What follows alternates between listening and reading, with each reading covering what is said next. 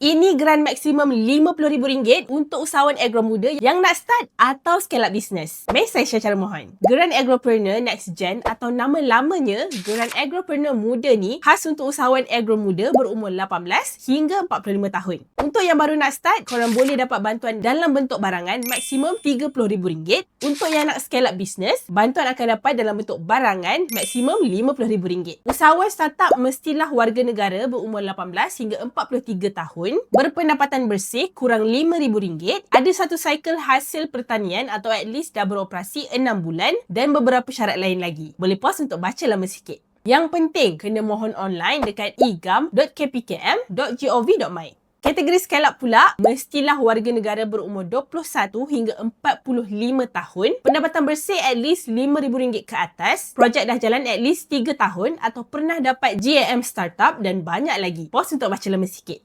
Yang ini kena mohon manual tau, tak boleh online. Tapi jangan rush nak mohon sebab permohonan buka sepanjang tahun. Share dan repost video ni dekat kawan usahawan agro yang korang kenal, okey? Follow isantro.my untuk info best macam ni setiap hari.